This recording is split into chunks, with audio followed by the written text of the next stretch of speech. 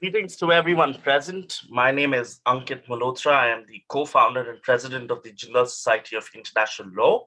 Today, in our morning lecture, we have stalwarts of the Indian diplomacy and foreign services, and it is our pleasure and joy to honor them for their commitment to the task which they have undertaken during their careers, but also after them. After the careers have formally ended, their duties to the country and to the service continues long after those others have retired.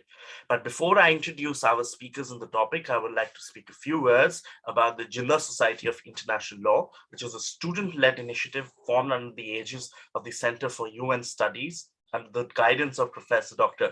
Westlin Topowski.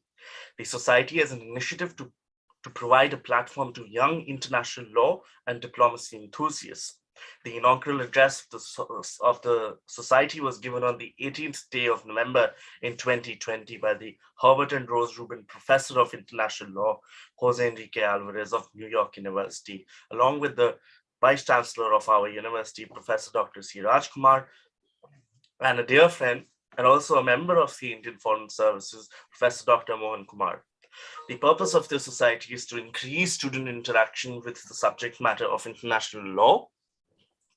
Rather than being primarily research driven, we intend to offer a host of experiences that contribute towards skill building, thereby increasing the knowledge database available to students. The spring lecture series of 2022, entitled "A Colloquium on Challenges to Global Governance and Humanities in the 21st Century," offers a compendium of scholarship from the academy and professional experience from the bar and the sphere of diplomacy. Over the past years, the Jindal Society of International Law has hosted over 100 speakers from renowned foreign universities, members of the International Law Commission, international law firms, United Nations, Institut de Droit International, World Bank, and the Hague Academy of International Law.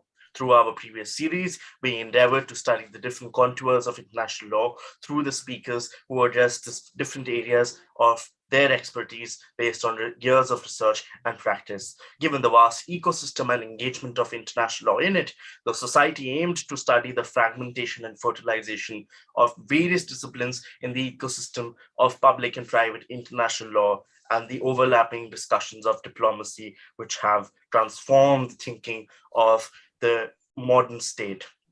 Thus, as a result, the spring lecture series is important to understand the law and its challenges from broader, different, and differing vantage points. Acknowledging international law is a creation of states, it is also important to understand and appreciate the social sciences and humanities that have played a role in shaping the law. Thus, a broader study becomes critical and also crucial. Through this series, it is hoped that one will develop a deeper understanding of the international laws, different systems and contours, and one can rely on Philip Jesup's magnum opus, A Modern Law of Nations, an introduction written in 1949, when he said, and I quote, "So long as the international community is composed of states, it is only through an exercise of their will, as expressed through the treaty or an agreement, or as laid down by an international authority deriving its power from states, that a rule of law becomes binding." Those words, I introduce our speakers, and before I do this discussion is titled as a book discussion, and I am so proud to have my own personal copy of this book written by Dean Akbaruddin. Dean Akbaruddin was an ambassador who has been in the Indian diplomacy and was most visible face of it. He recently joined as Dean of Kutalia School of Public Policy following a distinguished diplomatic career spanning more than 3 decades. Ambassador Akbaruddin was a familiar presence during the 2012 and 2015 period, articulating India's foreign policy stances on a number of international issues as the official spokesperson for the Indian Ministry of External Affairs. He was also playing an instrumental role in the use of social media to a considerable level to expand India's role in public diplomacy. He has also played an instrumental role in other facets and areas of international law. And for example, from 2006 to 11, he worked in the International Atomic Energy Agency in Vienna. He was also the head of External Relations and Policy Coordination Unit, later also in the Special Division to the Director of the IAEA. Earlier, at the headquarters of the Ministry of External Affairs, he headed the Human Resources Division in 2005. 6, and prior to that he was director of Foreign Secretary's office in 2004 and 5. He has also served as an ambassador and as a consul general of India and Jeddah in the United Kingdom, in the Kingdom of Saudi Arabia, brought about many innovative changes to the region, and also with respect to pilgrimage of the Hajj. He's having served as a counselor to the Indian High Commission in Islamabad. He has also played key role in issues with India and Pakistan. Sir, it is an honor and a privilege to have you amongst us. I'm so delighted that you've been able to take out time for us. And I also like to invite and also recognize the presence of our very own Professor Ambassador Venu Rajamani, who's a career diplomat with 34 years of experience, scholar of international relations, and a former journalist. Professor Ambassador Venu Rajamani is a well-known public speaker, author, and patron of the arts and culture. He is currently Professor of Diplomatic Practice at the Jindal Global Law School of our university. Professor Rajamani was an ambassador to India, to the Netherlands from 2017 to 2020. He was also the permanent representative of India to the Organization for the Prohibition on Chemical Weapons in The Hague, and responsible for India's relations with the International Court of Justice and the Permanent Court of Arbitration. Ambassador Rajamani appeared on behalf of India before the International Court of Justice in the advisory opinion concerning the legal consequences for the separation of the Chagos Archipelago from Mauritius. He was also a part of the Indian contingent in the Jadhav case and co-agent for Enrique Alexei in the India versus Italy case before the Permanent Court of Arbitration. It is an honor and a privilege to have these titans of the Indian diplomatic sphere amongst us. But before I finally give the floor to Dean Akbaruddin, I have a small video which I had prepared on the topic of this discussion, and I should play it. And after that, I will request Dean Akbaruddin to take the floor.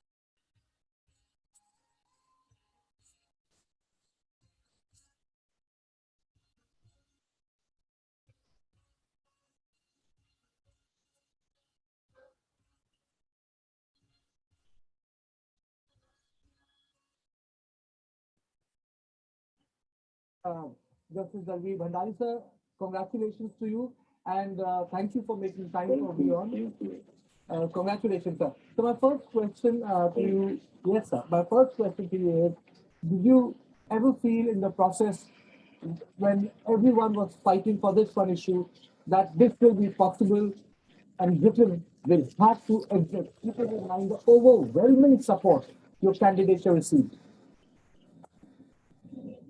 Well, it became quite evident when India got massive support in the General Assembly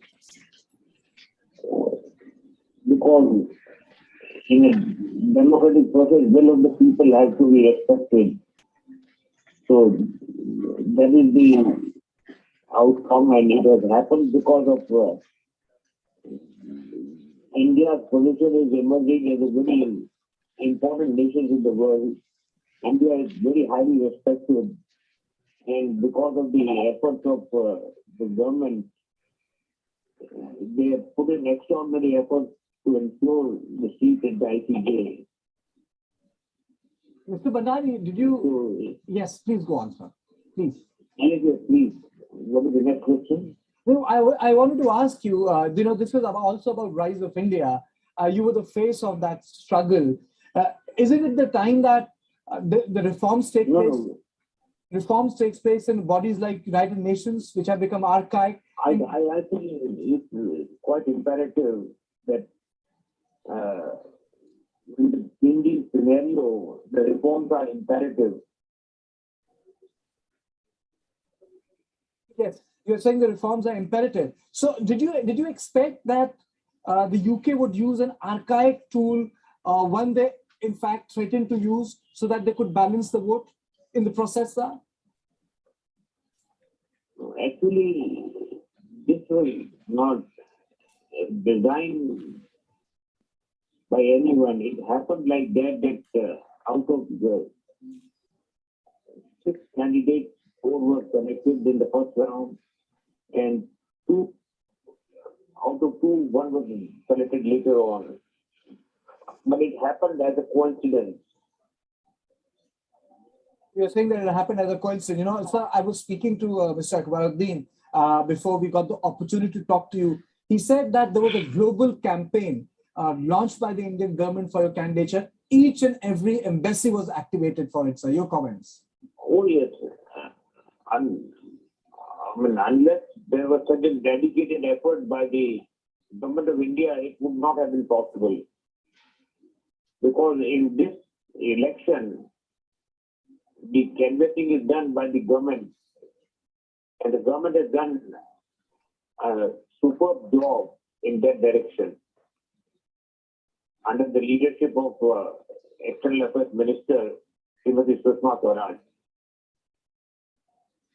Mr. Bhandari, you are saying that yes, this was done in the leadership of Sushma Swaraj, and Prime Minister Narendra Modi has also tweeted about it. But may I ask you? Of course. I mean, he is the head of the government, and without his blessing, nothing can move. May I ask you, sir, you being there at ICJ, what does it mean for India? No, India has the impression that a major civilization, a major legal and judicial system is represented in the International Court of Justice. Is it also because, Mr. Bhandari, there is reticence on part of the North America, Europe, to understand that India is in process of, reaching the place it deserves? India is rising, and, the change of power and change of equation is reflecting in these arenas, sir. Can we say that?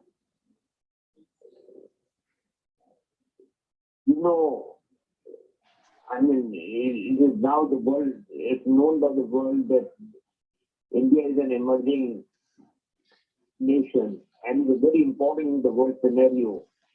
And winning this election against Great Britain and others will strengthen the fact that,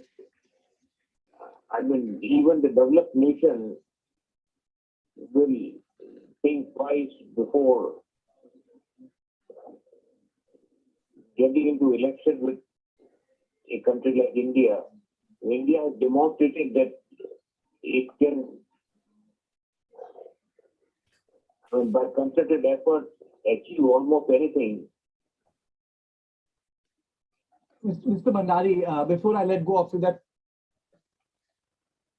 We've heard from the man. Now I request the men behind the scenes, and also in the frontiers of the contours of diplomacy, to share their thoughts. Dean Akbaruddin, the floor is now all yours.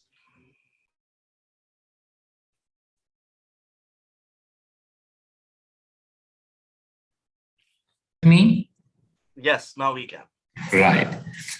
Thank you very much, Mr. Malhotra. And thank you to, I see that my good friend, Ambassador Venu has now a new title. So I'll call him by that new title, Professor Ambassador Venu. And I'm grateful to both of you for sparing the time to engage with me. And I'm also grateful to the various students who've joined in this discussion. So I must confess that when I first went to New York in 2015, I had very little knowledge of what the ICJ was. Primarily because I'm not a student of law or international law, or have great interest in those, unlike all of you do. So my knowledge and understanding was like most other diplomats' knowledge. ICJ was a body in a far-off land. It didn't impinge on India's interests directly. It dealt with esoteric issues of international law. And I was more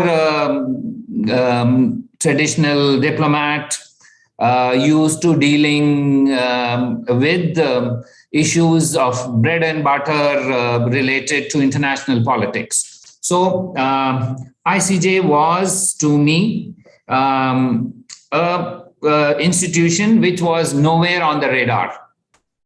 And it's good that many young people are now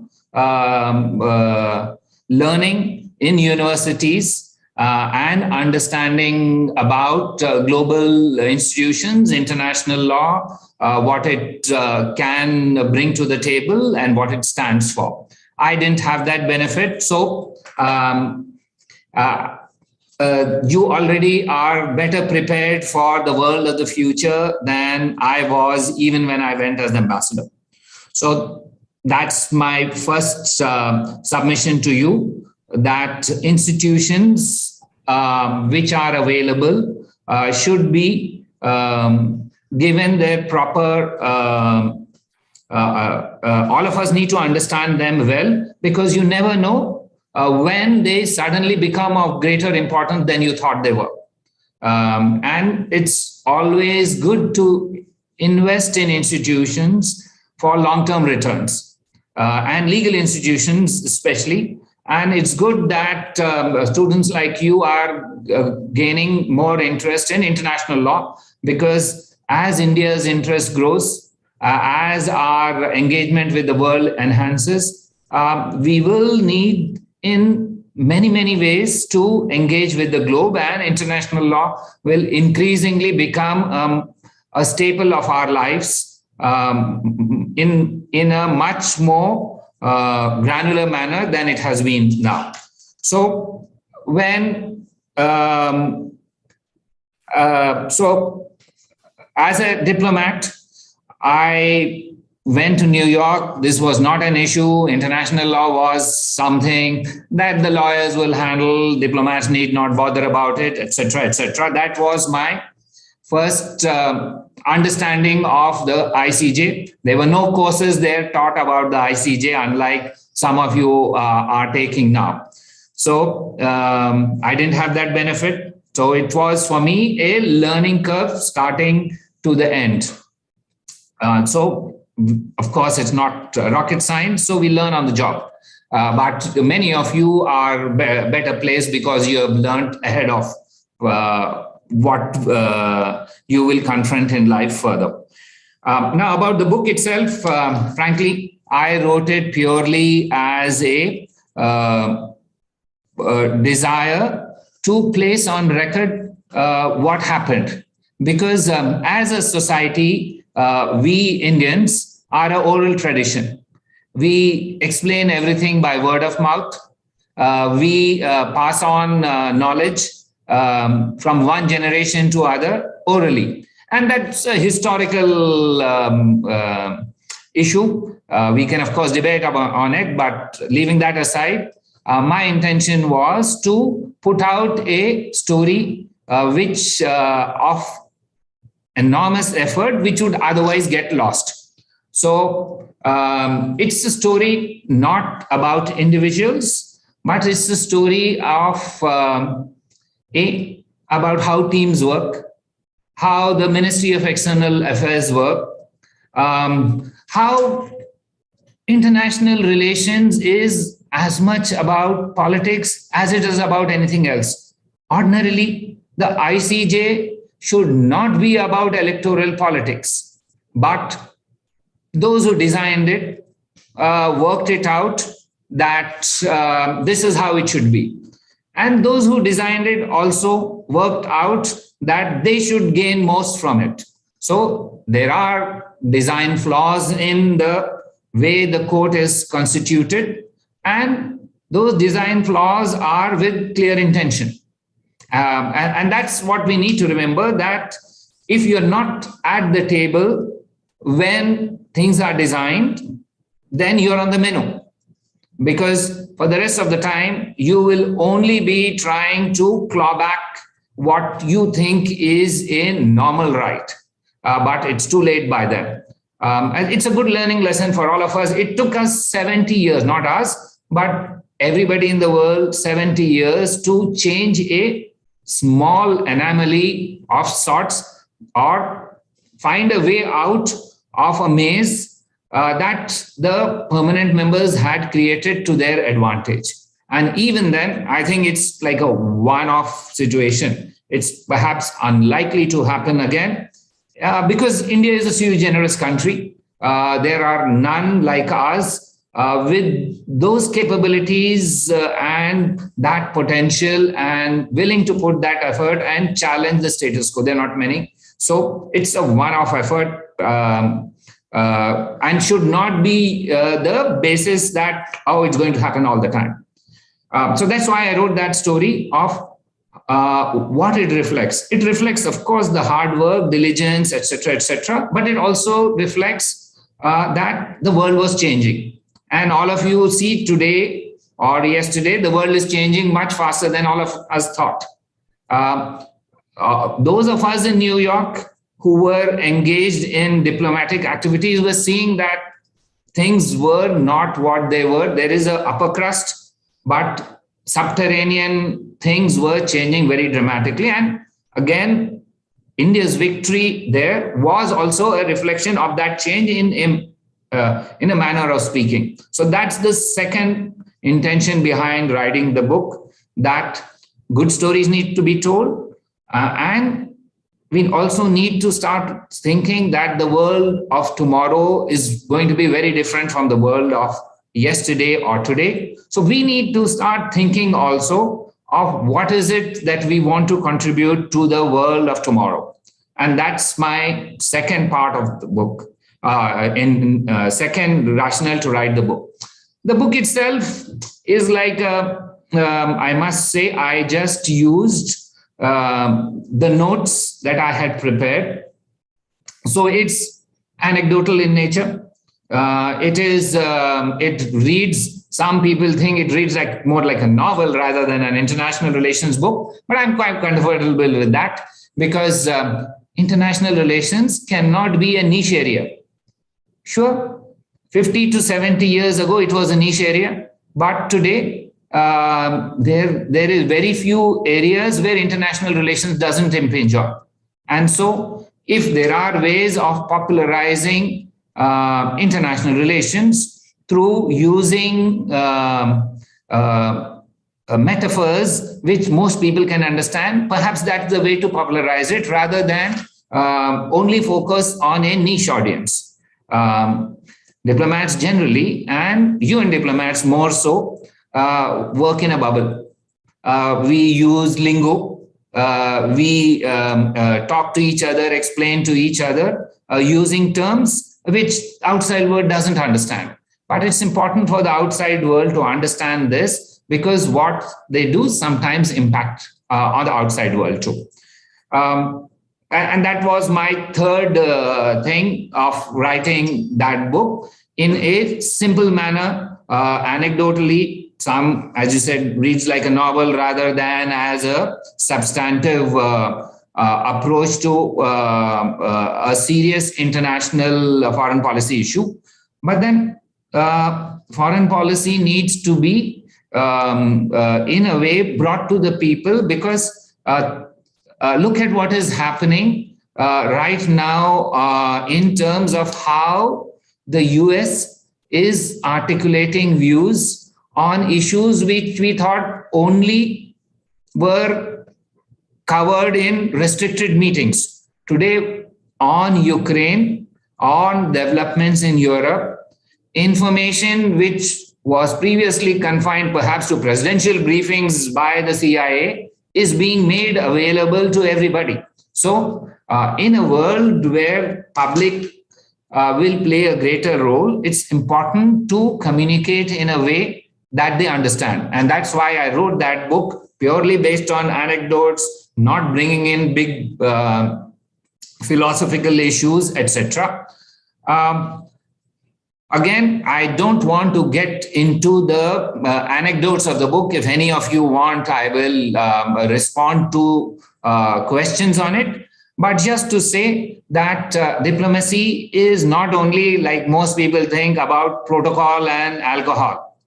There is a huge intellectual input that goes into it. So that's why you see several of my colleagues now doing very well in academia. Because by training and over a long period of 30 years, they develop skills of academic rigor, which helps them in analyzing things. So if you look at some parts of the book, you will see that how much of research went into planning for a election, which most of us thought was a lost cause, including me. I didn't write some of the anecdotes in the book, but I did tell some of our most important leaders that I don't think this is going to be possible at all. And I was just assured that you just go and work out, you tell us what to do, we will back you to the hint. But that decision is now done, we have to go forth. But it also shows that in India, we are fortunate to have that collaboration between our civil service and our leadership, where it is virtually a seamless engagement, and decisions and debate flourish. This is, of course, behind the scenes, and that is as it should be. But without a leadership which is willing to stake itself out and listen to civil servants, you can't accomplish things which are extremely challenging. And that's another takeaway from the book, that it shows that civil servants and political leaders need not always be on other sides, because the general feeling is, this depending on which side you are, many think that the civil servants are very stubborn, rule-laden, not giving correct advice in a strategic perspective. On the other hand, there are many who think that the politicians don't understand, they don't abide by the advice, etc. That book is an example of a case study where this works seamlessly. And that's been actually my own experience. I've worked with very many ministers, like Ambassador Venu has also worked. He's worked across governments with several distinguished politicians. And we all realize that if you're able to articulate things in a coherent manner, political leaders generally tend to go by your advice. And it's a good augury, especially on issues where choices are always suboptimal. So please remember, in foreign policy, there is no optimal choice. All choices are less than optimal because you are not a sovereign decision maker outside your boundaries in international organizations. So you always have to choose something which you are not fully satisfied with and make do with it. And that's a skill you have to learn. Unlike if you're doing, say, state administration or district administration, where your writ rules, what you say is the law. Globally, it's a much more competitive environment. And we all need to get ready to harness intellectual, scientific, other tools to prosper in a competitive environment. And that's another facet of that book that I wanted to highlight, that globally, the challenge for us is to marry intellectual and other resources. And India, frankly, is endowed with that. It's just that we haven't harnessed them. So coming back to the ICJ, I must say, even in the foreign policy establishment, many thought this was an issue of individual pursuit. As you said, Dr. B.N. Rao, he was the advisor to the Indian Constituent Assembly.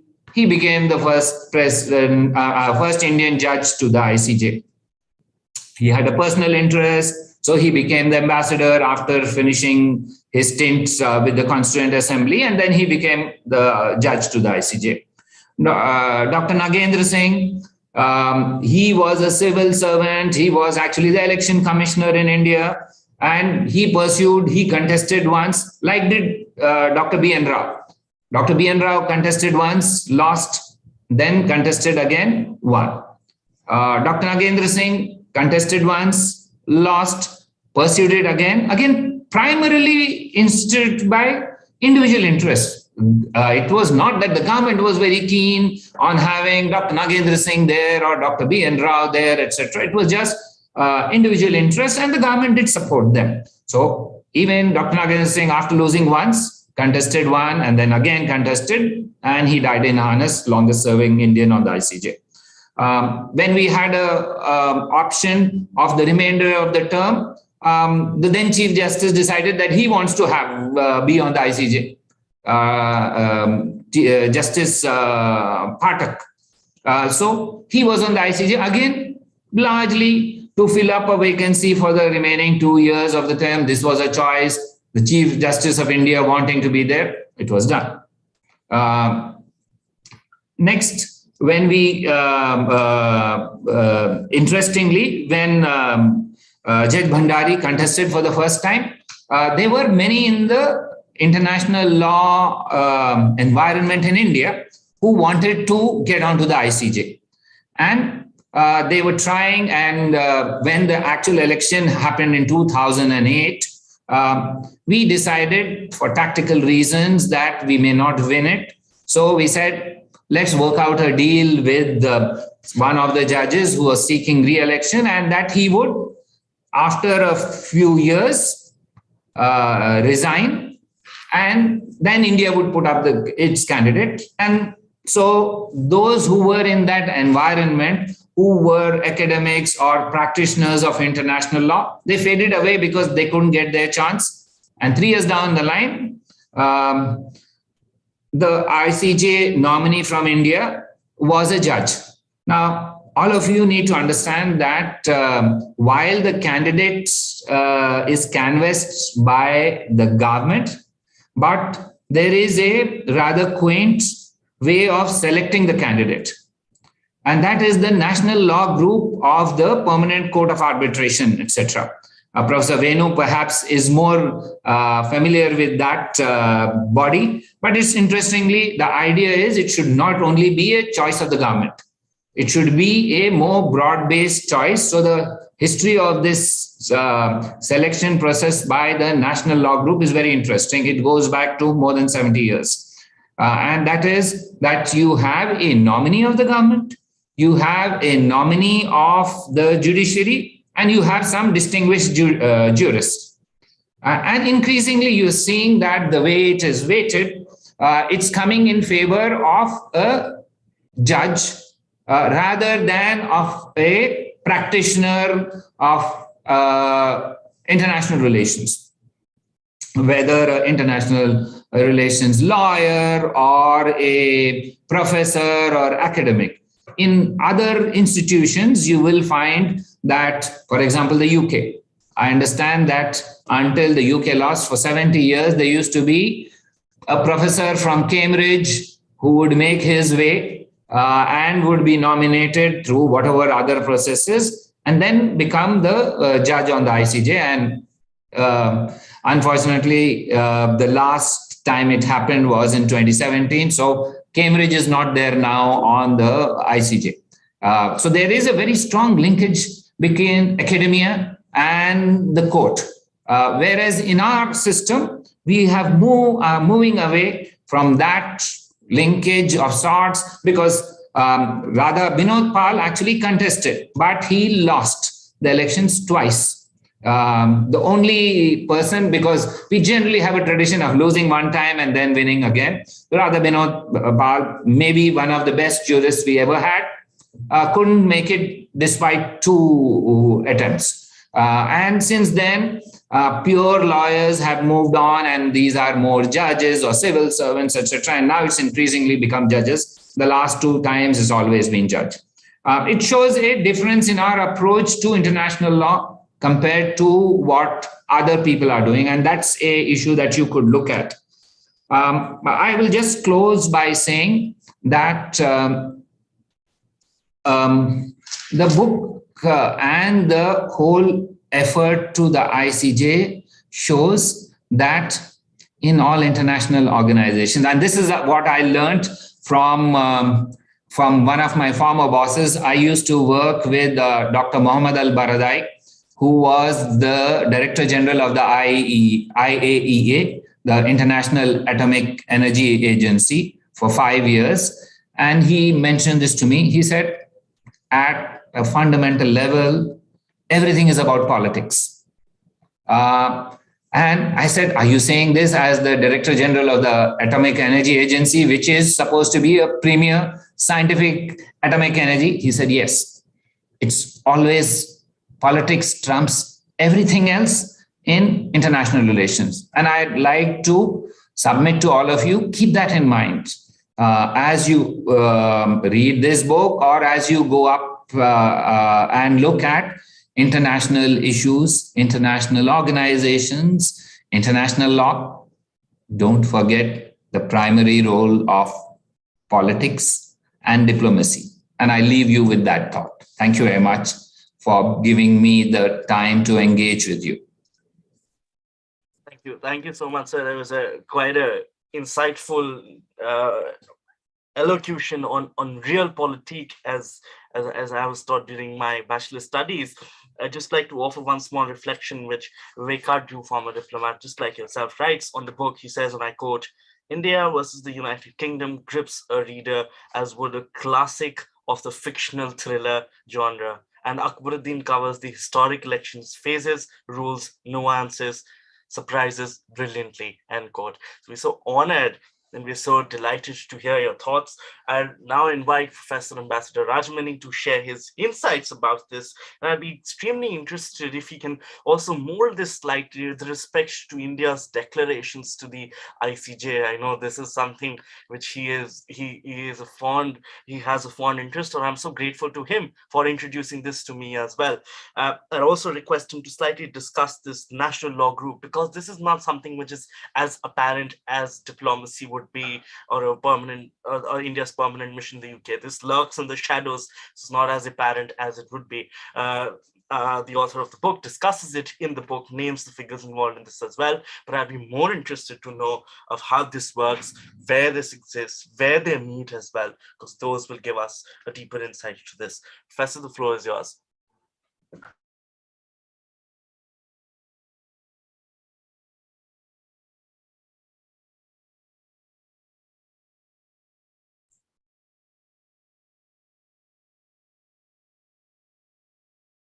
Sorry, sir, we can't hear you. Sorry.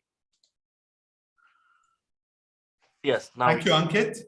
And thank you, Akbar, for a wonderful introduction to the book and some very valuable comments from your perspective on why you wrote the book, as well as what you think are the larger lessons that we as India or the world should learn from the election which happened, India versus UK, by which Judge Bhandari won. But even more important, thanks for writing this fascinating book. Ankit sort of read out what Vivek Kajju has said. That was what I had also wanted to say in the beginning. It not just reads like a novel, but also a thriller, and it's an easy read. It keeps the reader engaged, and you can quickly run through it, but each moment you're waiting to figure out what happened next. But if I see that we have only about 15 minutes left in this discussion, so I will go fairly fast. And I will say that the last comment, that politics trumps everything, is actually the tragedy from the perspective of international law, from the perspective of any academic approach to the International Court of Justice or the United Nations. And also the other larger question which it brings out is, how do we really change the way things are done? How do we improve things for the better? You have pointed out how this is a system with design flaws created by the permanent five to suit their interests. But even going beyond that, the United Nations is so much of wonderful dreams and hopes. which have all been shattered by our experience of the last 70 years and more, and which where everybody has, even India, has given up. We are also only pursuing international realpolitik, irrespective of what the constitution says regarding the importance to be given to international law, irrespective of our own ideals and convictions, perhaps. We just get into the same international politics rut, so to speak.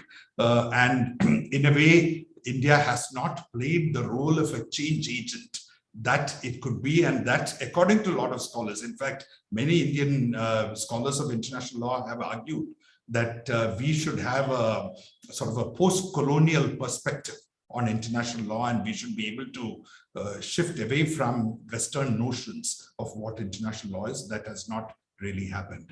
So the National Court is one such example. Actually, as you pointed out, it's a wonderful idea. There should be independent people choosing the best possible candidate to contest to the International Court of Justice, rather than the government with all political leanings or political preferences. In fact, you cite the example of somebody else who was elected to the International Law Commission, who came with no background in international law, but just a political color.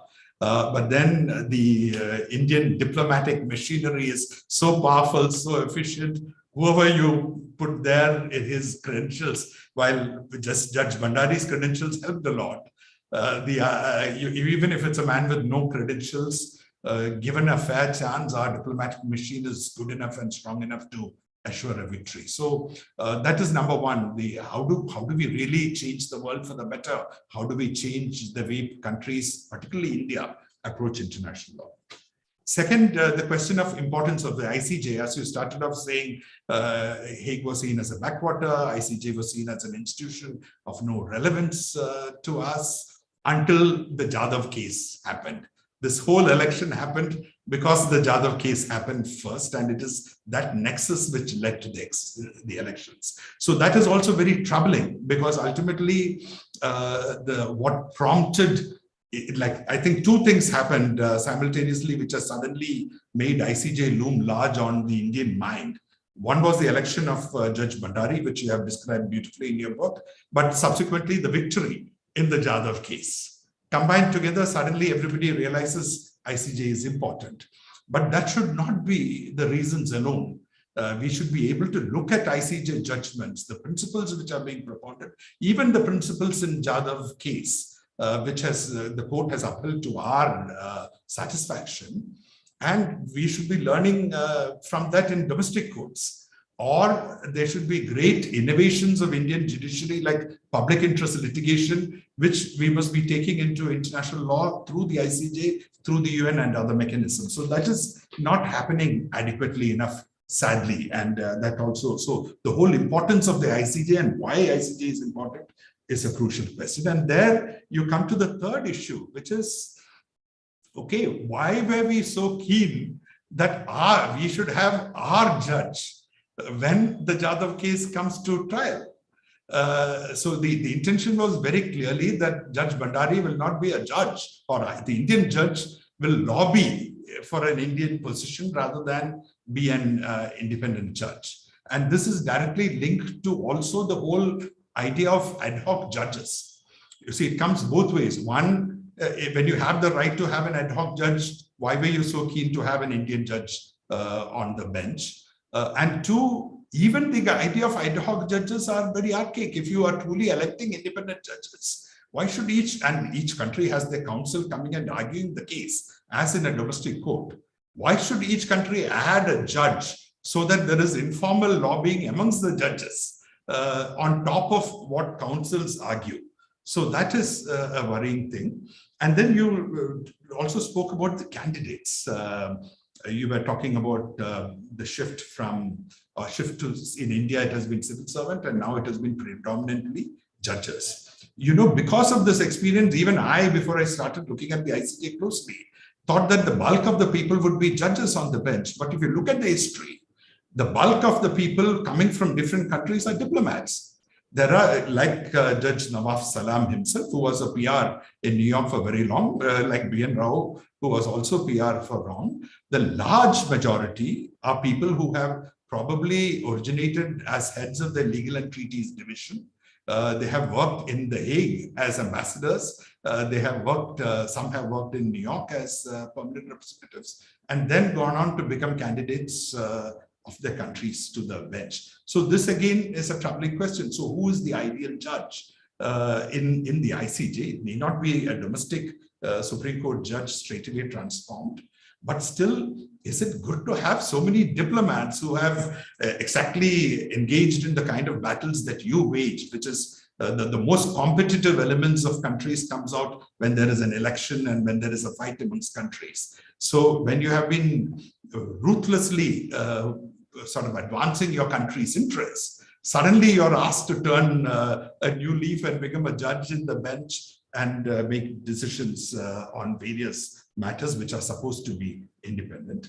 And lastly, let me just say that once again, something you refer to in your book of Judge Bhandari saying, or people finding fault with Judge Bhandari, and I know I have also heard it from some of the judges on the bench representing certain countries saying, but Judge Bhandari on this case did not take a favorable position to us. And he said something in his comments, he said something in his declaration.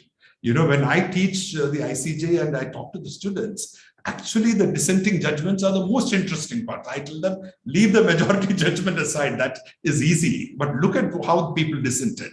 How many judges actually wanted the law to go further than where it is today? How many wanted a more progressive judgment? And how many were more conservative in their interpretation? Look at their country's background. Look at the cultural, civilizational background from which they come, or look at the politics which they represent, and then figure out why the dissenting judgment came. So for a scholar, for students, the dissenting judgments are the sort of the best part, the most interesting part of studying case law in the ICJ.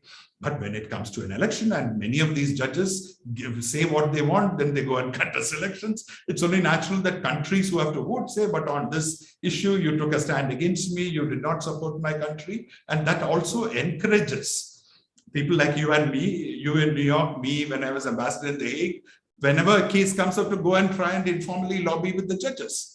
Ankit was asking me to also talk about what my role was. And here, you know very well, Akbar, but for the benefit of all the others, we were backing up everything that New York was doing. While on one hand, all the action was in New York, similar instructions and talking points, etc., would come to Hague. You saw some pictures of me with Judge Bhandari. I organized receptions for Judge Bhandari in my house, in the ICJ itself. We were talking to various ambassadors of countries in The Hague to shore up support, being in touch with people in Delhi and monitoring whose support is still awaited, what more needs to be done. And we were also talking to other ICJ judges, to the people in the secretariat, to see what informal feedback we get. How do they see how the elections is going? Where is the chinks in the armor of our rivals, etc. So the whole lobbying becomes such a exercise which once again colors the bench as well as the judges and the whole system of international law. So all these raise very worrying questions. On one hand, India has been a leader in trying to change the design of the UN as created by the P5 post-World War II. But I firmly believe that that alone should not be enough. India should also look at its own domestic jurisprudence, its constitution, its civilizational values, and we must be able to bring new things to international law worldwide and to the International Court of Justice, and we must be able to at least try to change things for the better. Thank you, Akbar. Thank you. Thank you so much, sir. I know we are short on time. I invite questions from the audience, but just before we do have any questions, I'd just like to say that I was given the unsurmountable task of representing Pakistan in a moot court exercise of Professor Rajmani. So I do completely agree that the real discussion lies in this dissenting opinions, especially in cases which are related to the most basic tenets of free trial in any system, irrespective of it being a common or civil law system. I'd just like to seek an opinion on the Indian declarations. On one hand, India poses itself as the forerunner for humanity, for also cooperation, but then on the same hand, it rescinds. I'm urging our speakers to speak about this, and I'll also be interested once again to just, if they can, if it is possible for them to highlight the role of the national groups, and if such groups exist in other countries as well. The book highlights this in the role that even individuals play, and one sees that with respect to the candidates who were extremely interested and started lobbying 20 months before the elections. So that's just that the drive which they personally have as well. So I'll stop Ankit, there. if I can just add a word on the declarations. I'm sorry I left it out, but Akbar, I'm sure you know about this. India's declarations to the International Court of Justice has been progressively amended to make sure that we never are hauled before the International Court of Justice for a case. And that again reflects a deep-seated insecurity on our part. If whatever we decide and do things are right in terms of our policy, why should we be scared of going before a court of law and defending ourselves and be confident that we cannot win? So there are scholars who have commented that our declarations make a mockery of the very article which provides for compulsory jurisdiction of ICJ. I'm sorry, we can't hear you.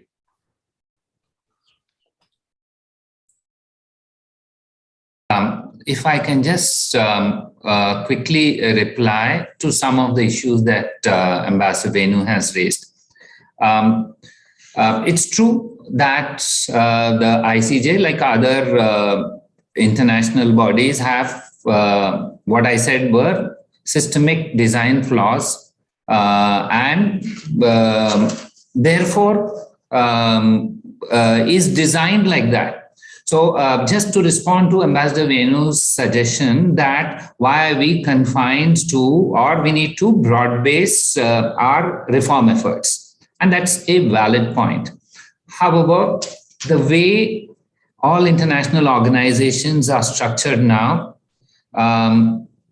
reform is not going to come bottom up, because, and that's where this issue about Indian declarations come. Of course, we will try and pair out every effort to haul us before the ICJ. As a prudent practitioner, I would advocate that, because otherwise, for the rest of my life, I am going to be, because we all acknowledge starting from here that all institutions are political. So, do you think that the P5 don't have these declarations? The Americans have it. The Russians have it. Look at what's happening in the UN. Russia will veto tomorrow a resolution which is designed against it. If you go back in history, India decided in early 50s not to participate in and vote on issues relating to Jammu and Kashmir. I challenge now, we followed the right path according to all of you young people and Ambassador Venu, that international law should prevail, right? After 1960, nobody has followed that. So let's not think that is an Indian issue. It's a global concern. Everybody pares it down if they think that this is a issue of concern to them down the line. Those who don't pare it down are those who either, like UK and France and all, have a comfort of being there all the time. So the same argument I could use. Why is UK so interested in having a judge there when it has had one for 70 years? I haven't had for a long time. Why is UK interested? Why is the US? I challenge the US or the Russians to continue to be on the ICJ when they don't have a judge. They will ruin that organization very quickly. So understand this, great powers will, by logic of their being great, design systems which will suit them. And we will not be able to change those designs unless you are among them. Then you can look at it.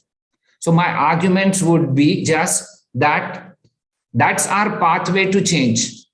Pathway to change the other way is not going to come because they will block you. It took us 70 years for this small little thing. It'll take us another 100 years to change anything else.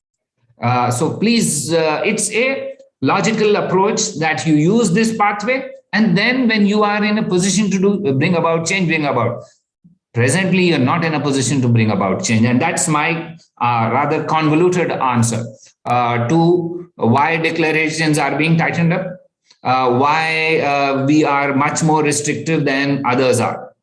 And it's not going to come unless we first have a cadre of people who understand international law.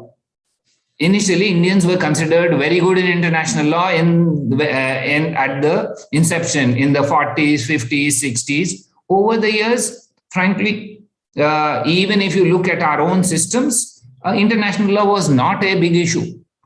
Today, it's again on the rise.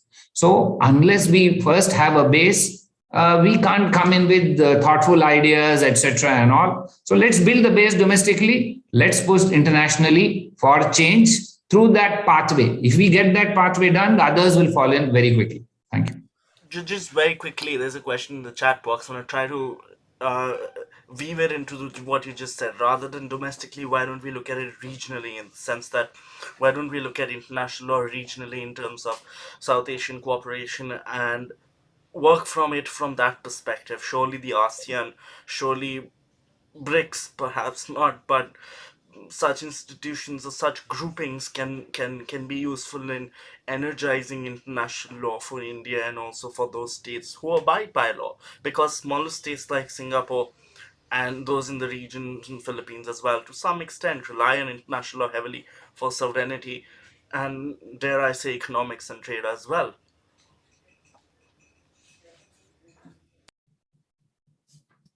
Oh, you want me to answer? I thought the professor will answer this. It's open to whoever would like to take a jab at it. Please. Ankit, the question was so long that we don't know what the question is. Well, it's in the chat box. What really refers to is the Asian influence and South Asia cooperation and Southeast Asia cooperation. So how do you think Asian-led organizations would shape the future of international law with India at its lead? So Professor Venu will think about it. I'll just quickly answer my part of it. In Asia, nationalism is still nascent, including in ASEAN. If you see some of the ASEAN countries, they have dragged each other to the ICJ also, Malaysia and Singapore, etc. and all. And you're right that maybe Singapore or small countries rely more on international law than bigger countries like us, because we think that we can manage ourselves. So we want to keep everything aside. And that's my quick answer, that I don't think an Asian perspective is right now on the anvil in realistic terms, purely because nascent nationalism has to run its course in Asia. Elsewhere, maybe it's run its course. Thank you. Well, I will just say that unlike Africa, unlike Latin America, unlike Europe, we don't even have an organization which brings all Asian countries together, let alone in the field of international law.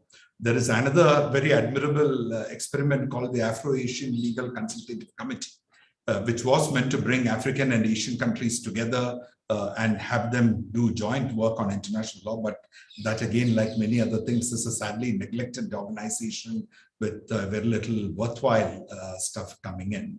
There's no question of anybody else replacing the UN. The UN is the closest that we have to, if not a world government, at least the forum where all countries come together and discuss issues, work together and decide. So there's no question of replacing the UN, but international law is something that we need to work on. As Akbar just now mentioned, it is not an every country problem, but it is a great power problem. Great powers want to manipulate the UN to serve their own interests. Small countries are willing to bring disputes for solution to the UN. They're willing to submit to the International Court of Justice and say, let an independent group of judges decide, or to go to the Permanent Court of Arbitration voluntarily and say that we would like help in solving this. But great powers want to manipulate things to suit their own purposes. And India, the more we become a great power, we also behave like a great power, and that is the tragedy. Perhaps it's fitting to quote Louis Henkin, who in his book How Nations Behave said, almost all nations observe almost all principles of international law and almost all of their obligations almost all of the time. I think that's a fitting tribute to what we've been able to discuss in our discussion today. I'm thankful to the speakers and also to Dean Akbaruddin for writing this magnum opus which I hold, and I'm so grateful to him for sparing time, and also Professor Ambassador Rajamani in these very crucial times for our country, for our states, and thank you to everyone else who have taken out time from their busy schedules to come and participate in this discussion. Final words to our speakers, and then we can close. Professor Rajmani, and then Dean Akbaruddin, and then we can close. And thank you, Ankit, and thank you, the Gentle Society of International Law, for yet another wonderful lecture. All of you are doing great work, and do keep it up. And thank you so much for bringing my dear friend Akbar and me together in a forum like this for a very valuable exchange. Thank you.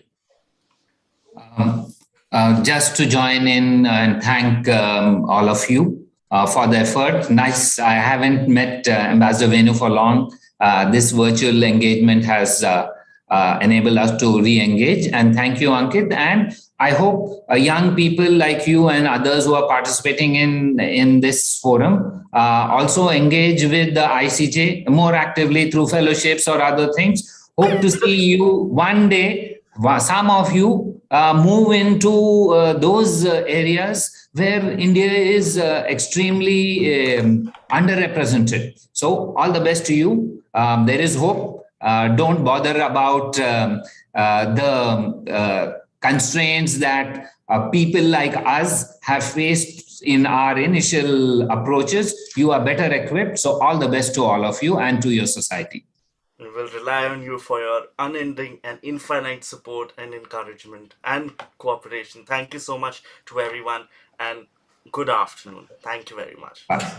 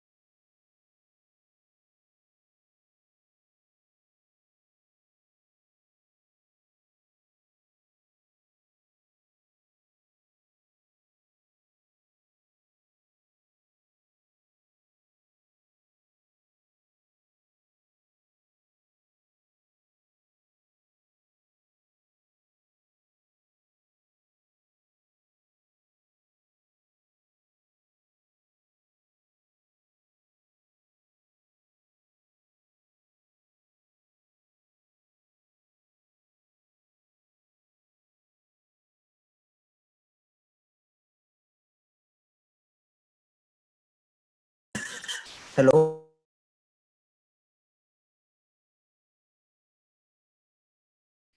Hello, anybody here?